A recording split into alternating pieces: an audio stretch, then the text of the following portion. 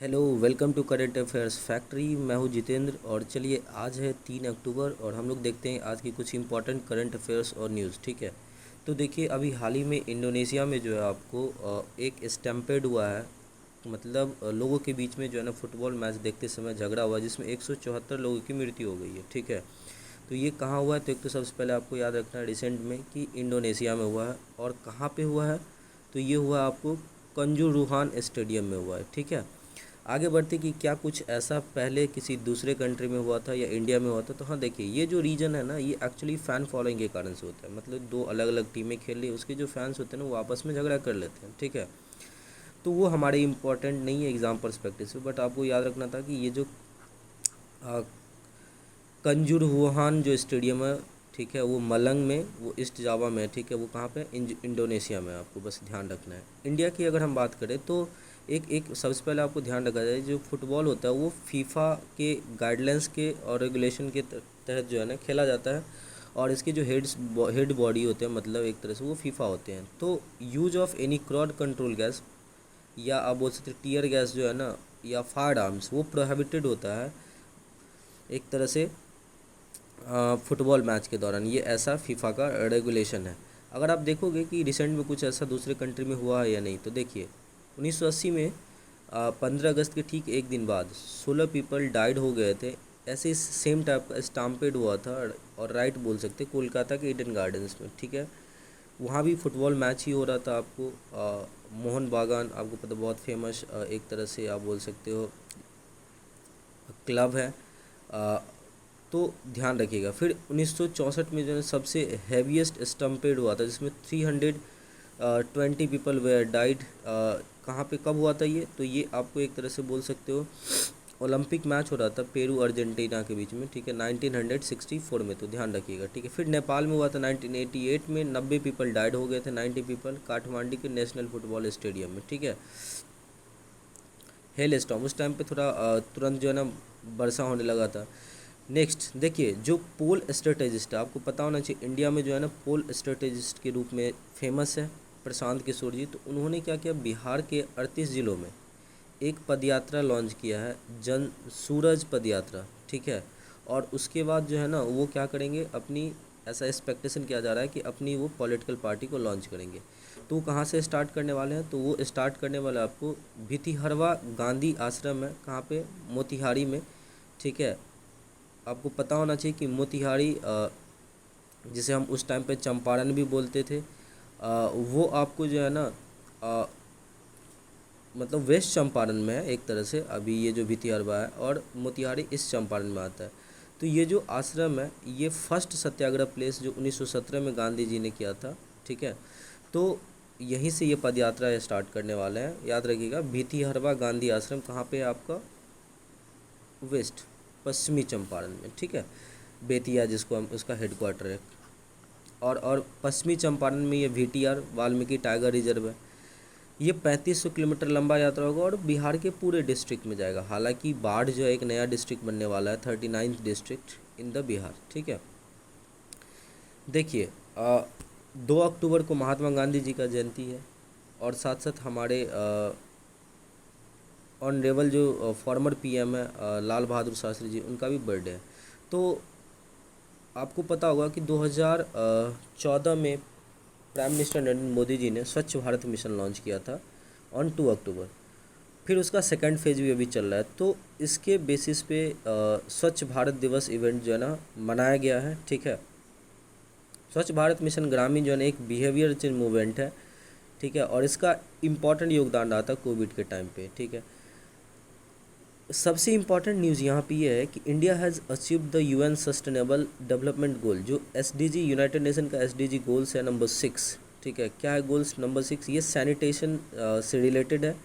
तो ये 2021 में ही इंडिया इसको अचीव कर चुका था। ये ऑनरेबल प्रेसिडेंट द्रौपदी मुर्मू जी ने इस संबोधन में, मतलब ये जो स्वच्छ भारत इवेंट मनाया गया है उसके संबोधन में ऐसा कहा गया है। ठीक है, 2014 में लॉन्च किया गया था स्वच्छ भारत मिशन ग्रामीण, जैसा मैंने आपको बताया। और याद रखिएगा कि अभी तक 11 करोड़ टॉयलेट बन चुके हैं और 60 करोड़ लोग जो है ना ओपन डिफेक्शन जो हैबिट होता था बाहर शौच करने का या शौचालय जाने का, वो छोड़ चुका है। ये जो इवेंट था, मतलब स्वच्छ भारत इवेंट जो था, ये एक तरह से ऑर्गेनाइज किया गया था मिनिस्ट्री ऑफ जल शक्ति के द्वारा। और इस शुभ अवसर पर जो है ना, प्रेसिडेंट ने प्रेजेंट किया स्वच्छ सर्वेक्षण ग्रामीण अवार्ड इन वेरियस कैटेगरीज। ठीक है। जो सेकंड फेज़ है, फर्स्ट फेज़ में क्या किया गया था कि टॉयलेट कंस्ट्रक्शन का काम हुआ था। सेकंड फेज़ में जो है ना, उस पार्टिकुलर जो वेस्ट निकलेगा टॉयलेट से या और भी किचन से, उसे हम एक तरह से जो है ना रिसाइकल करने की कोशिश करेंगे। ठीक है, रिसाइकल करने की कोशिश करेंगे, तो इसलिए उसे हम ODF प्लस स्टेटस देते हैं उसके अंदर। ठीक है। Solid and liquid waste management पे फोकस करते हैं, किसमें? सेकंड फेज ऑफ स्वच्छ भारत मिशन। आगे बढ़ते हैं। देखिए, इससे क्या है कि कुछ कनेक्टेड मिशन है, जैसे जल जीवन मिशन। आपको पता होगा कि मिनिस्ट्री ऑफ जल शक्ति मिनिस्ट्री भी लॉन्च किया गया था। 17th लोकसभा में नया मिनिस्ट्री बनाया गया था। तो ये जो जल जीवन मिशन है आपको, इसके तहत जो है ना एवरी हाउस होल्ड को जो है ना एक क्वालिटी ड्रिंकिंग वाटर प्रोवाइड किया जाएगा बाई 2024। तो ये चीज़ आप याद रखना। 2019 में इस जल जीवन मिशन को लॉन्च किया गया था। इससे पहले केवल 3.5 करोड़ के आसपास जो है ना घर ऐसे थे जहाँ पे टैप वाटर पहुँचता था पानी, लेकिन अब लगभग 10.5 करोड़ पीपल के पास जो है ना हाउस होल्ड में ये टैप वाटर कनेक्शन हो गया है। ठीक है। ये 2024 तक का टारगेट रखा गया है मिनिस्ट्री के द्वारा। ठीक है। अच्छा, मैंने जैसा आपको बताया कि महात्मा गांधी जी के साथ साथ हमारे भारत के प्रिय प्रधानमंत्री लाल बहादुर शास्त्री जी का भी जन्म दिवस है 2 अक्टूबर। तो इस पे नवीन पटनायक जी ने कहा कि जो एक नारा है जय जवान जय किसान, इन्होंने लाल बहादुर शास्त्री जी ने दिया था। और श्रोमणी अकाली दल के जो लीडर, उन्होंने अपना ट्रिब्यूट दिया। PM मोदी, प्राइम मिनिस्टर जी और आपको राष्ट्रपति जी, सब ने जो है ना, तो यहाँ पे अकाली दल ने ग्रीन रेवोल्यूशन के बारे में बताया कि जो प्राइम मिनिस्टर थे लाल बहादुर शास्त्री जी, उनका बहुत बड़ा योगदान था आपको ग्रीन रेवोल्यूशन में। ठीक है। जो फूड क्राइसिस 1943 में बंगाल क्राइसिस के बाद से जो है ना एक बहुत बड़ा फेमान आया जिसमें बहुत ज़्यादा लोग मारे गए थे, तो ये बहुत इंपॉर्टेंट है। तो हम लोग जानते हैं ग्रीन रेवोल्यूशन के बारे में क्या है। देखिए, ग्रीन रेवोल्यूशन जो है ना एक हाई क्वालिटी के सीड्स को यूज करके, फर्टिलाइजर्स को यूज करके आपको प्रोडक्शन बढ़ाना है। ठीक है। वहाँ पे आपको ध्यान नहीं देना है कि एक तरह से क्या इम्पैक्ट होने वाला, आपको बस किसी तरह प्रोडक्शन बनाना ताकि आप फूड क्राइसिस से बच सको। तो यहाँ पे आप देख रहे होंगे कि green revolution is referred to as green revolution is referred to as the process by increasing agriculture production by incorporating modern tools and techniques. ठीक है। Green revolution associated with agriculture production, it is the period when agriculture of the country was converted into industrial system due to the adoption of modern method and techniques like use of high variety of seeds, tractor mechanisation में use किया गया था, irrigation facilities, pesticides, fertiliser. 1967 तक जो है ना government जो है ना वो कंसनट्रेटेड थे किस तरह से, केवल फार्मिंग एरिया को बढ़ावा देना है। ठीक है। बट 1967 में ग्रीन रेवोल्यूशन आया और फिर उसके बाद जो है ना एक गिवन पार्टिकुलर एरिया में प्रोडक्शन बढ़ाने की बात की गई। ठीक है। जिसके लिए हम लोगों ने हाइल्ड सीड्स का यूज़ किया, फर्टिलाइजर्स, इंसेक्टिसाइड्स का। अगर आप ग्रीन रेवोल्यूशन के फोकस एरिया की बात करो, इसके 3 बेसिक फोकस एरिया है। Using seeds with improved genetic high yield variety seeds, double the cropping in the existing farmland and the continuing expansion of the farmland area. Okay,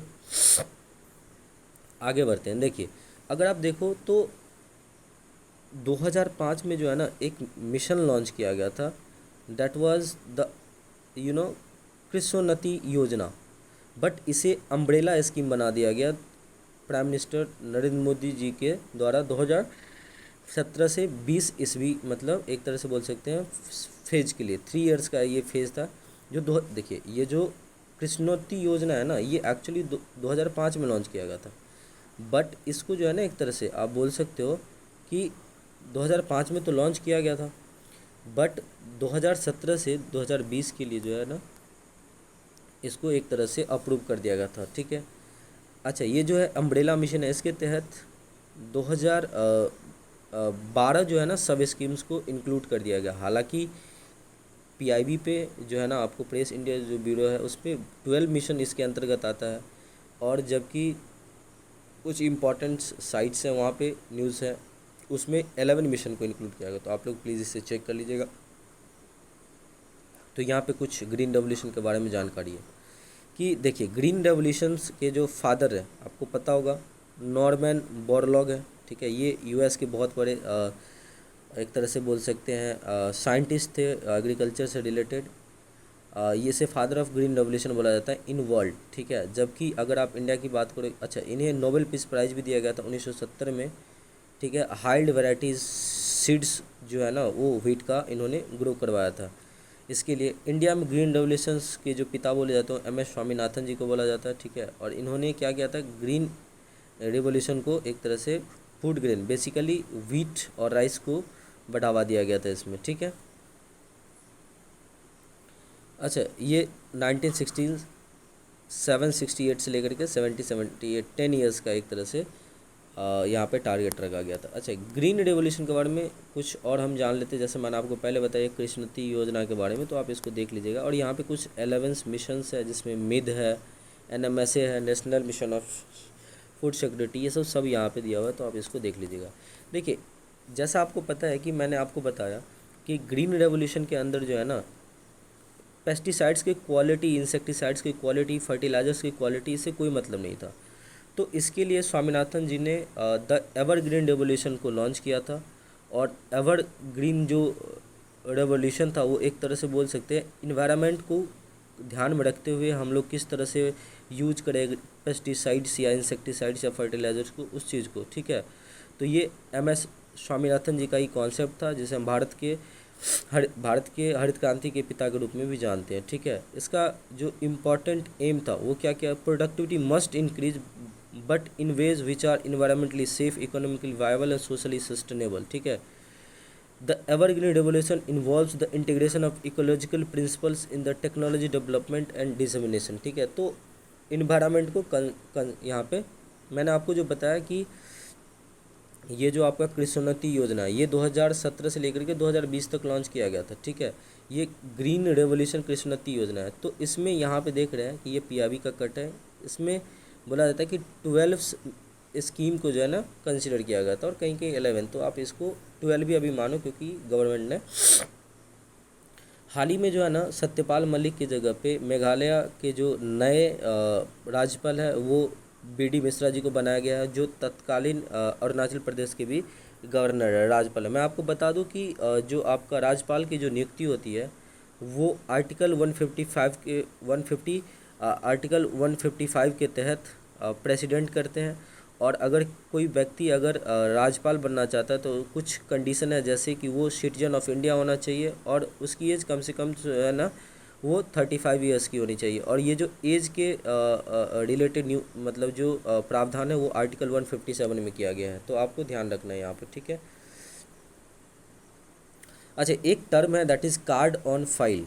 ये actually में 1 जनवरी 2022 से ही start होना था। तो SBI ने card on file that is COF tokenisation norms को चालू कर दिया है, ठीक है, 1 अक्टूबर से।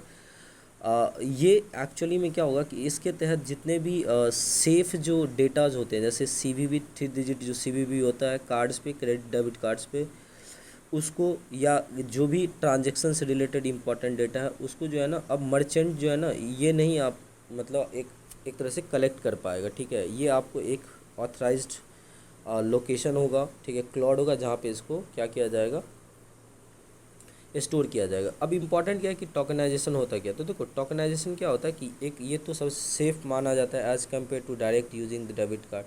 इसमें क्या होता है ना कि जो रिप्लेसमेंट होता है एक्चुअल कार्ड डिटेल्स का वो एक ऑल्टरनेट, जैसे आपने देखा होगा कि जो आपका आधार है उस पर या तो मास्क आधार आता है या एक दूसरा ID देता है नीचे, वर्चुअल ID, ठीक है। तो आपका ओरिजिनल जो है ना एक तरह से आधार जो है आपका वो मास्क हो जाता है, कुछ ही डिजिट लिखा होता है और उसके बदले वर्चुअल ID होता है। तो सेम कुछ इसी तरीका यहाँ पे कॉन्सेप्ट है, ठीक है। जो जैसा मैंने आपको बताया कि 2021 के सितंबर RBI ने प्रोहिबिटेड कर दिया था storing the customers card details to merchant.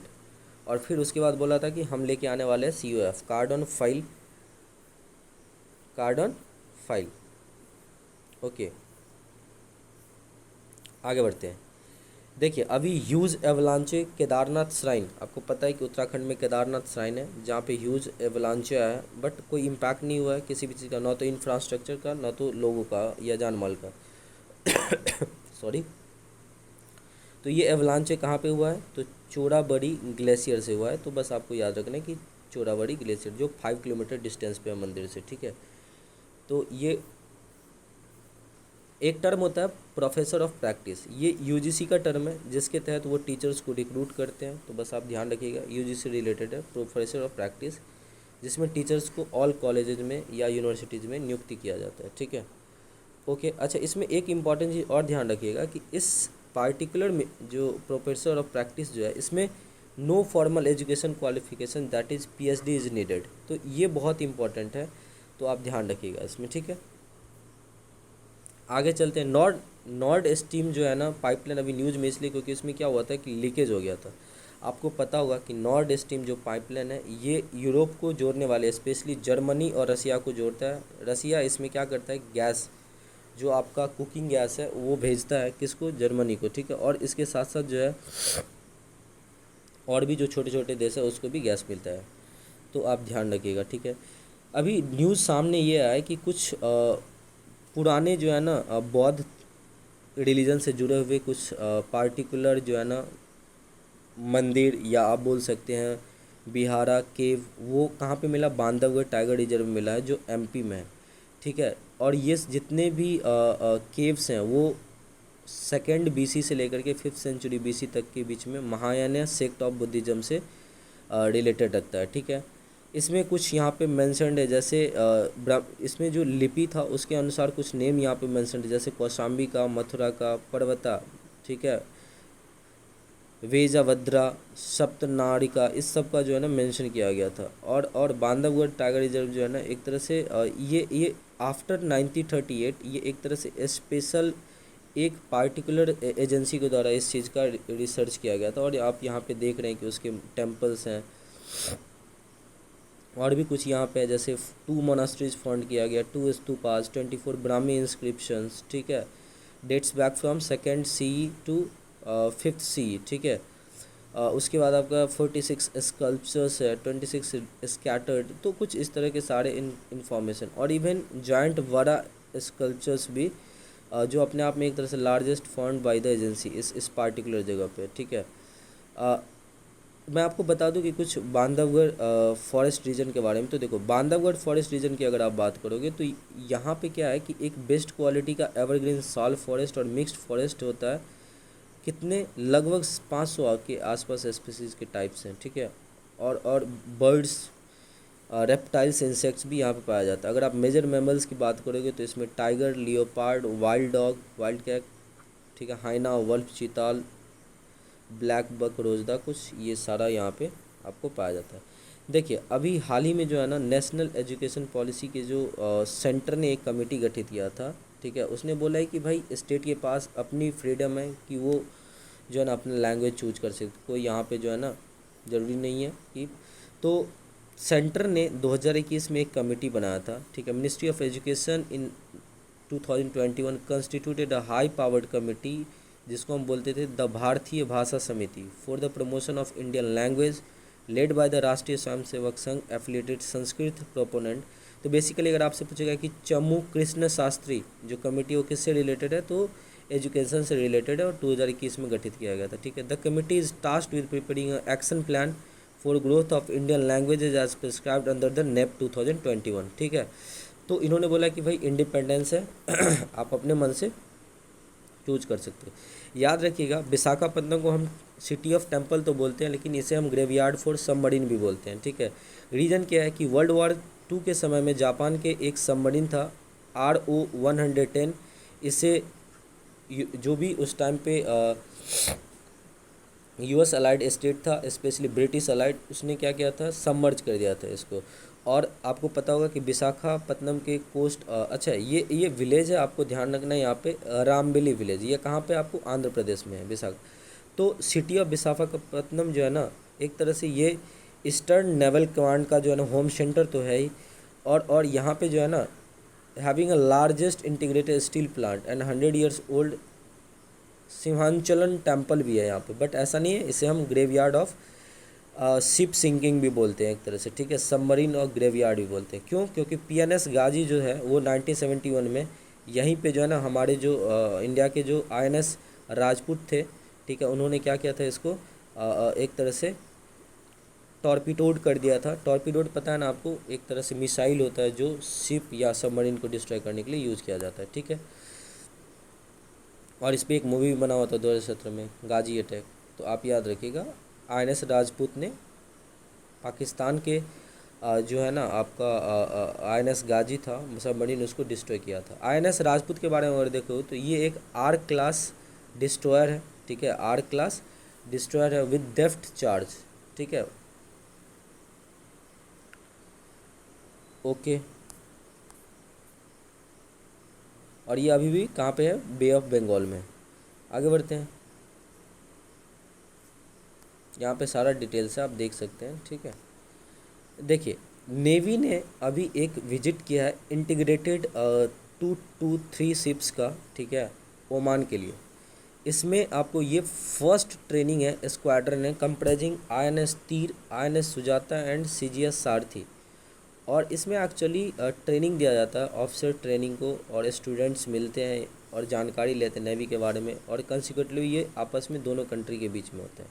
अच्छा, एक नया मिशन लॉन्च हुआ, mission clean Krishna and Godavari programme launched in the city, Vijayawada में ये लॉन्च हुआ है, ठीक है। और आप याद रखिएगा, ये जो स्कीम है एक तरह से ये आपको जो है ना आंध्र प्रदेश का है, ठीक है, mission clean Krishna and Godavari programme, ठीक है।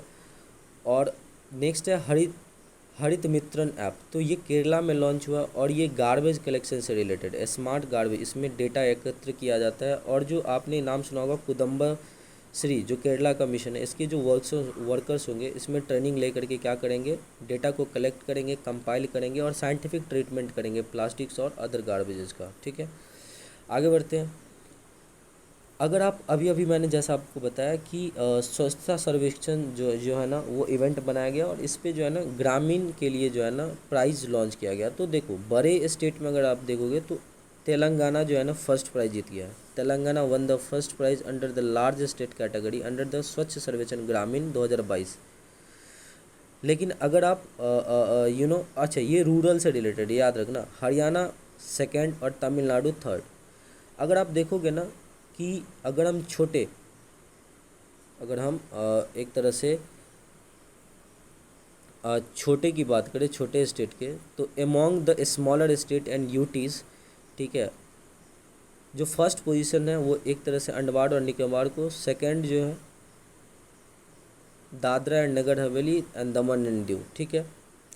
जैसा मैंने पहले बता दिया, 2014 में स्वच्छ सर्वेक्षण स्वच्छता मिशन, भारत स्वच्छता मिशन ग्रामीण लॉन्च हुआ था प्राइम मिनिस्टर मोदी जी के द्वारा, और उसके अंतर्गत कुछ माइलस्टोन थे, around 11 crore toilet constructed in the first part and then 60 crore people were liberated from the open defecations. तो ये सारी कुछ इम्पॉर्टेंट चीज़ था। और सेकेंड फेज़ में ODF प्लस स्टेट पे, जहाँ पे हम जो फाइकल है, जो स्लज है, जो सीवेज है, उसको हम ट्रीटमेंट करने की कोशिश करते हैं, ठीक है। तो ये चीज़ें, अच्छा देखिए, KCR जो तेलंगाना के जो अभी चीफ मिनिस्टर हैं, वो नेशनल पार्टी लॉन्च करने वाले हैं। तो हमें वो ध्यान नहीं रखना है यहाँ पे कि वो नेशनल पार्टी लॉन्च करे, वो एक्चुअली में उसके कुछ मिशंस होंगे तेलंगाना से रिलेटेड, वो हम देखेंगे। अच्छा, एक चीज़ और, यहाँ पे ज्योति याराजी एक साउथ जो रेलवे है उसके एक प्लेयर है, वो आंध्र प्रदेश के फर्स्ट प्लेयर बन चुके हैं। 36th नेशनल गेम अभी जो चल रहा है गुजरात में, उन्होंने स्टेट की तरफ से पहला गोल्ड मेडल जीता 100 मीटर वुमेन रेस में, ठीक है। अच्छा, जो जैसा मैंने आपको बता रहा था कि जो मिस्टर चंद्रशेखर राव है, उन्होंने इन्फॉर्म किया कि भाई हम लोग एक नए नेशनल पार्टी बनाने वाले हैं। तो इसमें इम्पॉर्टेंट क्या, बस आप याद रखो कि जो राइथू बंधु योजना है वो तेलंगाना से रिलेटेड है, और तेलंगाना में 24 आवर्स पावर दिया जाता है एग्रीकल्चर, ये मतलब किसान्स को, ताकि वो अच्छे से क्या कर सके, आपको फार्मिंग कर सके। अच्छा, फाउंडेशन स्टोन लेड फॉर बसवा भवन एट कोकापेट। अच्छा एक चीज़ याद रखिएगा, ये आप ऐसा मत सोच लेना कि बसवा तो कर्नाटका का होगा, नहीं, ये भी जो है ना आपका एक तरह से तेलंगाना से रिलेटेड है, आपको ध्यान, हैदराबाद, ठीक है। अगर हम बसवेश्वरा की बात करेंगे, बसवेश्वरा की, तो ये फर्स्ट प्रोफेस किए हैं डेमोक्रेसी को, ठीक है, और इक्वलिटी को बढ़ावा देते हैं। ये 12th सेंचुरी का पोएट है, फिलोसफर है, और सबसे इम्पॉर्टेंट जो है ना, याद रखिएगा कि ये महात्मा गांधी में इनकी प्रॉपर्टीज़ बहुत ज़्यादा मिलती थी, ठीक है। अच्छा ये जो है ना बसवेश्वरा जी, ब बसवेश्वरा जी ये कॉन्सेप्ट ऑफ पार्लियामेंट को डिस्कस करते हैं, जिसमें जेंडर डिस्क्रिमिनेशन को इग्नोर किया जाता है, सुपरस्टिशंस को दूर किया जाता है, रिचुअल्स स्पिरिचुअलिस्ट पे बिहेव नहीं किया जाता है, ठीक है। और इन्होंने लिंगायत फेथ की बात की थी, जो लिंगायत फेथ सभी धर्मों के लिए खुला हुआ है कि आप जा कर के, तो इसका कंस्ट्रक्शन कहाँ पे, कोकापेट हैदराबाद में किया गया है, बस आप ध्यान रखिएगा।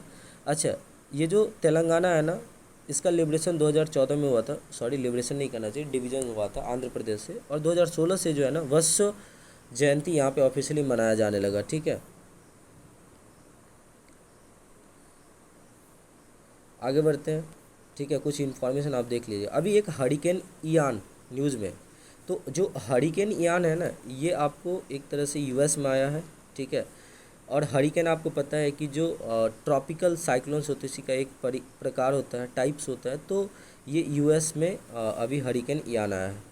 अच्छा पंजाब जो असेंबली है, उन्होंने डिमांड किया सेंटर को कि भाई आप उन्हें फाइनेंशियल असिस्टेंस दो solar enabled agriculture pump set को, किसके अंतर्गत, पीएम कुसुम के अंतर्गत, ठीक है,